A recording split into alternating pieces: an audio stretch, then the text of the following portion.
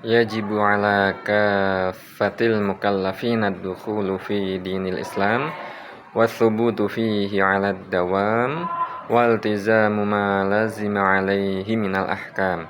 Wajib bagi setiap hamba yang sudah berstatus mukallaf, yaitu yang sudah baligh, sudah dewasa dan sudah berakal. Wajib bagi mukallaf tersebut pertama adalah untuk masuk ke dalam agama Islam kepada siapapun hamba, apapun jabatan, pangkat, dan status sosialnya, apapun kondisi fisiknya, baik sakit, sehat, baik bisa bergerak, ataupun yang menderita lumpuh, selama dia mukallaf, yaitu sudah berstatus baligh, sudah berakal, manusia ataupun jin, maka dia wajib untuk memeluk atau masuk dalam agama Islam tanpa adanya kompromi, tanpa adanya pandang bulu satu bulu pun. Kemudian wajib berikutnya setelah dia berada dalam agama Islam, untuk dia tetap konsisten memeluk agama Islam tersebut hingga akhir hayat, hingga ajal menjemput. Dia wajib, tidak ada kata tidak, untuk dia mempertahankan agama Islamnya tersebut. Jangan sampai dia terjerumus ataupun menjerumuskan diri ke dalam kemurtadan. Jadi jika ada pertanyaan bagaimana hukumnya seseorang untuk memeluk agama Islam, maka kita jawab dengan mantap, dengan yakin dan tegas bahwa hukumnya adalah wajib bagi setiap mukallaf untuk beragama Islam. Kemudian setelah beragama Islam, wajib untuk menjaga keislamannya, jangan sampai batal, jangan sampai terputus atau rusak disebabkan oleh faktor-faktor, disebabkan oleh hal-hal yang membatalkan keislaman, yang biasanya disebutkan pembahasannya dalam babur riddah, bab yang menjelaskan tentang hal-hal yang menyebabkan kemurtadan. Maka jika ada pertanyaan apa hukumnya belajar tentang faktor-faktor, tentang hal-hal yang menyebabkan kemurtadan, atau dengan bahasa lain, bagaimana jika ada pertanyaan hukumnya apa mempelajari ilmu guna mempertahankan sahnya keislaman kita, sahnya keislaman seorang hamba, maka jawabannya kita jawab dengan tegas, jawabannya kita jawab dengan yakin, hukumnya adalah wajib. Tidak boleh ditunda-tunda bagi orang yang belum pernah mempelajarinya, bagi orang yang mungkin pernah belajar tapi kemudian lupa, maka itu termasuk kewajiban yang pokok, yang paling harus dia utamakan, yang paling harus dia prioritaskan atau dia dahulukan.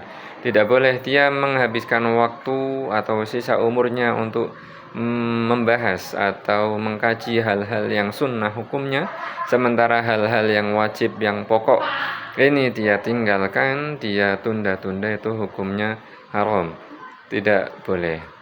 Kemudian jika ada orang yang mungkin mempertanyakan atau merasa janggal, misal dia berkata, bagaimana mungkin semua orang manusia di dunia ini diwajibkan atau diharuskan untuk memeluk agama Islam, sementara kenyataannya kita jumpai dalam realita itu orang ada yang beragama dan juga tentunya banyak mereka beragama di luar agama Islam.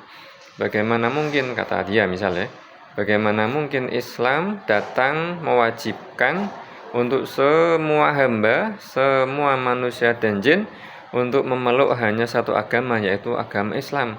Kata dia, itu sesuatu yang nggak masuk akal lah, sesuatu yang mustahil, nggak mungkin. Suatu keragaman, suatu perbedaan itu adalah keniscayaan, kata dia. Maka kita jawab pertama bahwa terjadinya keseragaman atau kekompakan satu agama, yaitu hanya agama Islam yang dianut oleh umat manusia, pada masa lampau, pada masa lalu pernah terjadi, bahkan sampai ribuan tahun, bukan cuma ratusan tahun tapi sampai bertahan ribuan tahun, umat manusia di awal-awal masa, yaitu Nabi Adam dan juga keturunannya, mereka beragama satu, yaitu agama Islam. Tidak ada manusia di muka bumi saat itu kecuali hanya memeluk agama Islam. Dengan bahasa lain, saat itu ribuan tahun pada masa silam itu tidak pernah terjadi kekufuran. Kanan nasu ummatan wahidah. Menurut tafsir yang disebutkan oleh Ibnu Abbas dari ayat Quran tersebut, pada masa lampau pernah terjadi semua umat manusia beragama satu, yaitu hanya agama Islam. Nah, maka itu bukan sesuatu yang mustahil. Dan kedua, kita jawab, andaikan mereka merasa janggal dan berkata demikian, maka sejatinya mereka seperti mengatakan, masa Islam datang dengan mewajibkan bahwa semua orang yang berhutang itu semuanya wajib untuk kemudian nyaur atau melunasi hutang mereka tersebut. Kata mereka misal apa?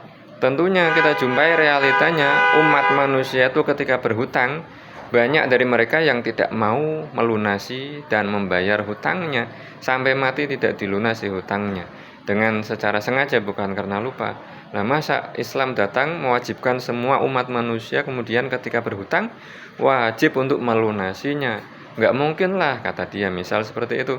Logikanya akan seperti itu. Nah, tentu kita semua menerima bahwa ketika Islam mewajibkan barang siapa berhutang, maka wajib hukumnya bagi orang yang berhutang tersebut untuk melunasinya. Tidak ada kemudian dia sudah mampu untuk melunasi kemudian tidak mau melunasilah gitu. Terus dikatakan, oh berarti tidak boleh kita wajibkan semua manusia untuk melunasi hutangnya karena terjadinya perbedaan, karena terjadinya ketidakseragaman. Nah, tentu tidak seperti itu.